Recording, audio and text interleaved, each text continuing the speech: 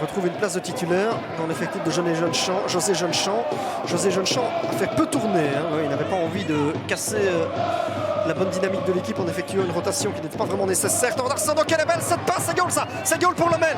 C'est goal pour Lommel et ils sont récompensés de leur bon début de match. Ils sont récompensés de leur très bon début de match par un petit but et c'est Tarzani qui le... Est-ce qu'il y a hors-jeu?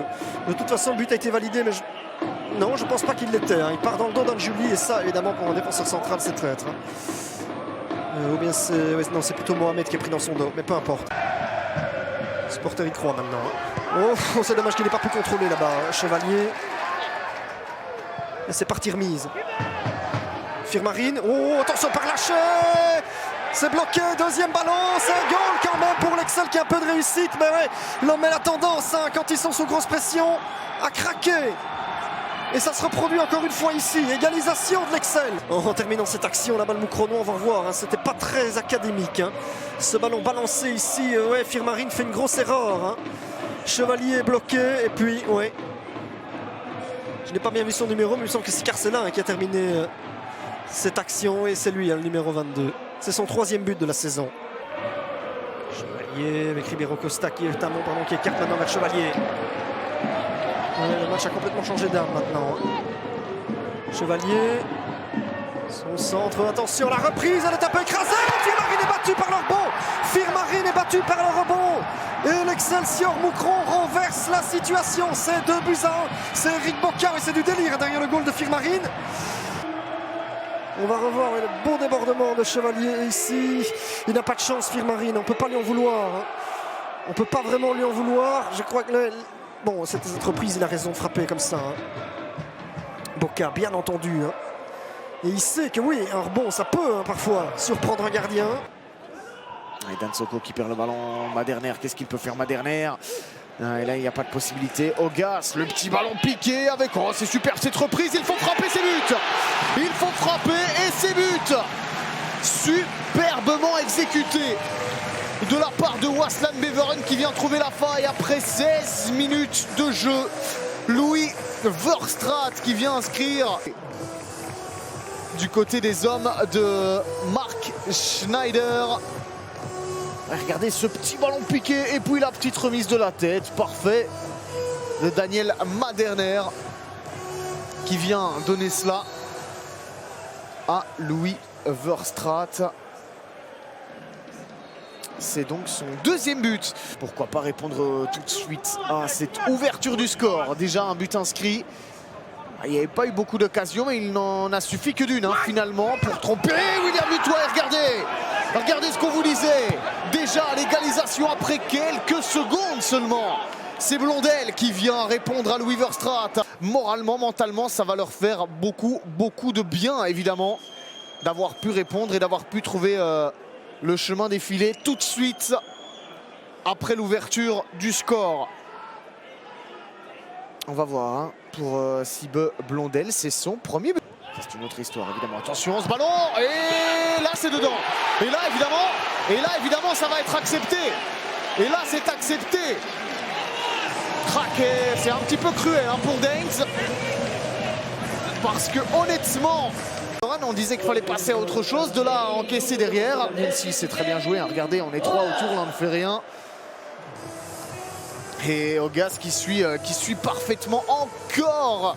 Ogas qui devient d'ailleurs...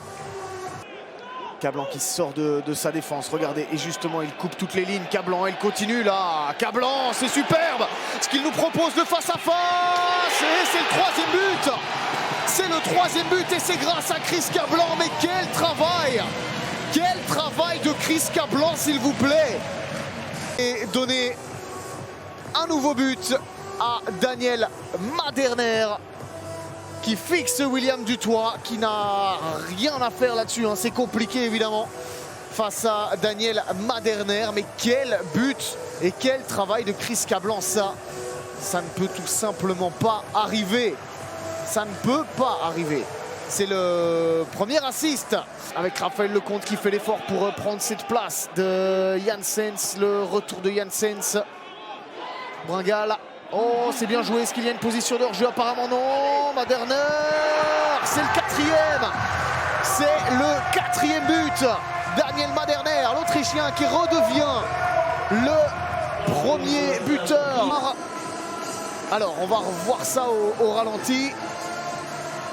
Il n'y a pas de position d'hors-jeu, hein. Je pense que c'est juste. Et là, qu'est-ce qu'il fait, William Du Toit? Est-ce qu'il ne doit pas sortir au moment où Blondel vient au contact? Il reste un petit peu statique, je pense. Qu'il peut sortir, ouais, c'est compliqué.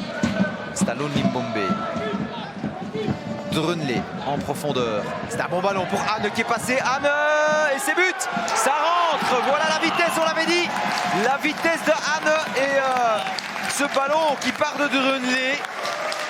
Et Souleymane Anne qui conclut. Ruben Drunlé qui met un bon ballon. Et Anne sur sa vitesse qui inscrit son 5e but de la saison. On revoit Drunlé, l'appel, la balle est parfaite. Et puis ouais, là, Hillekens qui attend la venue de De Smet. Et finalement, Anne trompe le gardien lierrois sur ce ballon en profondeur. Mas qui rentre dans le jeu, qui peut frapper, non, qui joue chez Abdallah. Abdallah, retour avec Van Acker qui va rechercher Hendrix. Hendrix, le centre, c'est pas mal. Abdallah et le but, ouais. Joliment fait, hein, jolie action. Et Abdallah qui est à la conclusion. 6e but pour le joueur malgache. Et qui marque ce but. Qui va un petit peu chambrer les supporters de Virton. Le ballon donc, Abdallah avec Van Acker. Et puis le centre à l'assist. Jonathan Hendrix et Abdallah dans le dos de Ghazouani pour faire un 1 juste avant la mi-temps. C'est le plus mauvais moment, hein. La passe n'est pas bonne, hein. Ça c'est dommage parce que ça va donner une possibilité aux Lirs alors qu'on avait la balle du côté de Virton. Limbombe rentre dans le jeu, la frappe de Limbombe. Oh, le ballon rebondit et le but. Ouais, le but, il n'y a pas de hors-jeu et c'est Yagan qui est là et qui marque. Yvan Yagan qui vient d'entrer au jeu et qui inscrit ce but. Ouais, cette balle qui rebondit dans le visage d'Anthony Sadin. Les Virtonais, puis ils perdent cette balle bêtement. Et on repart du côté de Limbombe, la frappe. Et Sadin qui se loupe un peu, hein, quand même. Là, ouais, il en veut au terrain, je pense. Effectivement, ouais, petit bond. Abou pour le centre. Anne est là, il marque Anne. L'égalisation de Souleymane Anne sur le centre de Abou. Et le jeune Abou qui va sauter dans les bras de son coach. Et évidemment la joie des supporters gomais avec ce but de Souleymane Anne. 2e but pour lui ce soir, il est là. On revoit ce ballon sur la droite. Abou qui prend son temps, qui prend l'information. Et Anne qui surgit dans le dos de Poelman, c'est devant Hillekens. Petit ballon, ouais, qui bondit, parfait, hein, le centre aussi de Abou. Ce petit ballon qui bondit à l'entrée du petit rectangle et la déviation de Souleymane Anne. Ah ouais.